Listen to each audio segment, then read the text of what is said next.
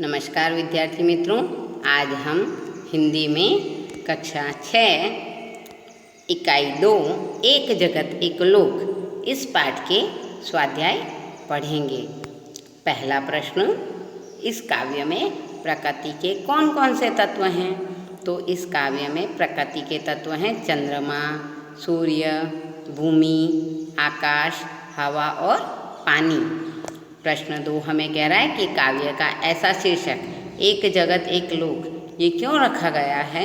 तो एक जगत एक लोक काव्य में कवि ये कह रहे हैं कि इस पूरे विश्व को एक ही चंद्रमा रोशनी देता है, एक ही सूर्य अपना प्रकाश देता है, एक सी ही हवा सभी ओर चलती है, एक सा ही पानी सभी को मिलता है, सभी के शरीर में मांस और हड्डियाँ, इसी से सभी का शरीर बना हुआ है। इस तरह कवि पूरे विश्व को एक सूत्र में, विश्व बंधुत्व के सूत्र में बांधने का प्रयास कर रहे हैं। इसलिए काव्य का शीर्षक एक जगत एक लोक दिया गया है। तीसरा प्रश्न है, आप इस काव्य को और कौन कौन से शीर्षक देना चाहेंगे? तो इस काव्य को अन्य शीर्षक कुछ इस तरह से दिए जा सकते हैं कि जैसे एक विश्व एक धरा। दूसरा शीर्षक दे सकते हैं विश्व बंधुत्व, और तीसरा शीर्षक दिया जा सकता है विविधता में एकता। तो इस तरह हम इस काव्य के कुछ और शीर्षक दे सकते हैं। प्रश्न 4 हमें कह रहा है सभी नदियाँ अलग अलग हैं, फिर भी कवि क्यों कहते हैं कि एक ही पानी? तो यहाँ पर हम इसके उत्तर में लिख सकते हैं कि ईश्वर ने सभी नदियों में एक जैसा ही पानी बनाया है, सभी नदियों में एक जैसा ही पानी बहता है, नदियों के पानी पर सभी का समान अधिकार है। इसलिए कवि ने नदी के पानी को एक ही पानी कहा है। यहाँ पर अगला प्रश्न हमें कह रहा है विलोम अर्थ वाले शब्दों के जोड़े बनाइए और उदाहरण के अनुसार उनका वाक्य प्रयोग करना है। तो पहला शब्द है पास। पास का विलोम शब्द है दूर। इसके वाक्य प्रयोग कुछ इस प्रकार से है, मेरे घर के पास मीना का घर है। दूसरा, मीना का घर मेरे घर से दूर नहीं है। यह वाक्य प्रयोग आपकी पुस्तक में दिया हुआ है। दूसरा है शुभ और इसका विरोधी शब्द है अशुभ। तो पहला वाक्य बनेगा दीपावली का दिन सभी के लिए शुभ है। दूसरा अशुभ, अशुभ के लिए कल का दिन बड़ा ही अशुभ था। तीसरा है जड़, चेतन, और चेतन का विरुद्धार्थी शब्द है जड़। तो पेड़ों में भी चेतन है, चेतन यानी जान, तो पेड़ों में भी चेतन है, पेड़ जड़ नहीं है। यहाँ इस जड़ से तात्पर्य पेड़ की जड़ नहीं, जड़ यानी निर्जीव निश्चेतन जिसमें जान ना हो, तो पेड़ जड़ नहीं है। अगला है जीवन, इसका विरुद्धार्थी शब्द होगा मृत्यु। तो पेड़ जीवन के लिए आवश्यक है। और दूसरा है दवाइयाँ, तो दवाइयाँ हमें मृत्यु से बचाती है। अगला विरुद्धार्थी शब्द है स्वामी। स्वामी का विरुद्धार्थी शब्द होगा दास। तो भगवान सबके स्वामी हैं, वह किसी के दास नहीं हैं। अगला शब्द है प्रकाश। प्रकाश का विरुद्धार्थी शब्द है अंधकार। सूर्य हमें प्रकाश देता है, दीपक अंधकार को दूर कर। अगला प्रश्न हमें कह रहा है समान प्रास वाले शब्द बनाकर लिखिए। तो समान प्रास यानी जिनके पीछे के शब्द एक समान मात्रा वाले या शब्द वाले होते हैं, उन्हें समान प्रास वाले शब्द कहा जाता है। जैसे आना, तो आना का जाना, सुनकर, तो सुनकर का पढ़कर, मेहरबान, तो मेहरबान का बागबान, सेठानी, तो सेठानी का जेठानी। अगला प्रश्न हमें कह रहा है कि निम्नलिखित भाव दर्शाने वाली काव्य पंक्तियाँ लिखिए। तो यहाँ प्रश्न है पूरे विश्व में एक ही सूर्य का प्रकाश है, एक ही हवा चल रही है और एक ही प्रकार का जल है। तो यहाँ काव्य में इसकी काव्य पंक्ति कुछ इस प्रकार से है, एक तेज, एक हवा, एक ही पानी। दूसरा है समता का यह गीत पूरा विश्व हमेशा गा रहा है। तो इसका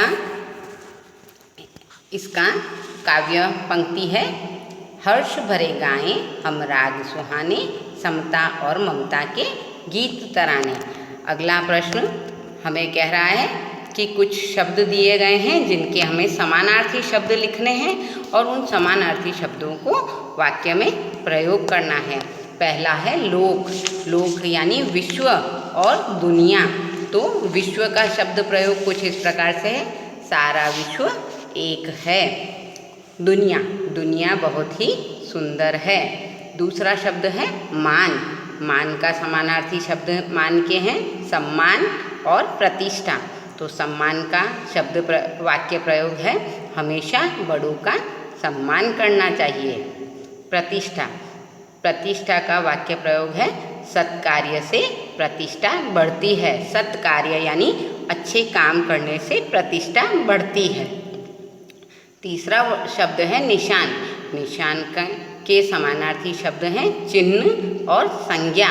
तो चिन्ह के लिए वाक्य प्रयोग है, यह राष्ट्रीय पक्षी का चिन्ह है। और संज्ञा, दरवाजे पर कोई संज्ञा नहीं है।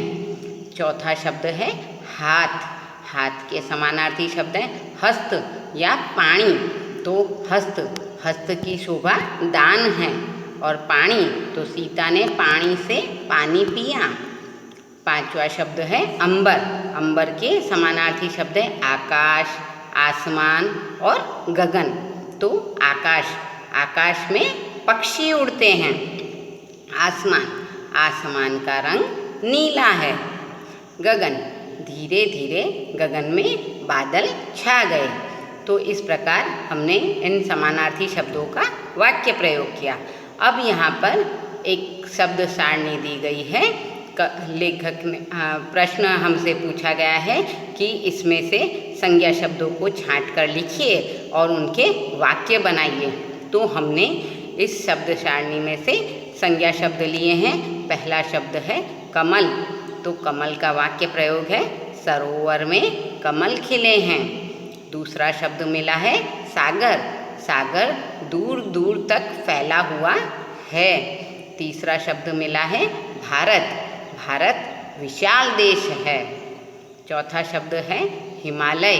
हिमालय सबसे ऊंचा पर्वत है।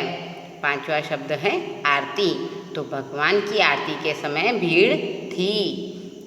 ये थे हमारे स्वाध्याय के प्रश्न। अब हमें एक प्रश्न और मिला है जो कि विराम चिन्ह के से संबंधित है।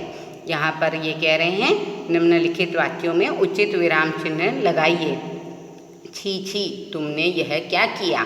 तो छी और छी दोनों का वाक्य उद्गार एक्सक्लेमेटरी है, इसलिए इसमें विस्मयादि बोधक चिन्ह को लगाया जाएगा।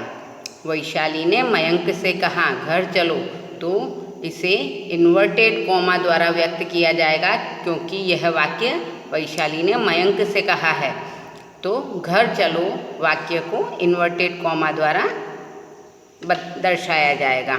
वाह मज़ा आ गया, विस्मयादि शब्द है यानी भाव प्रकट कर रहा है, इसलिए इसमें वाह के बाद एक्सक्लेमेटरी यानी विस्मयादि बोधक चिन्ह को लगाया जाएगा। अरे तुम नहीं गए। तो अरे भी विस्मयादि यानी भाव को प्रकट कर रहा है, इसलिए यहाँ पर भी अरे के बाद विस्मयादि बोधक चिन्ह को लगाया जाएगा। तो विद्यार्थी मित्रों, आज हमने एक जगत एक लोक इस काव्य के स्वाध्याय पढ़े और समझे। धन्यवाद।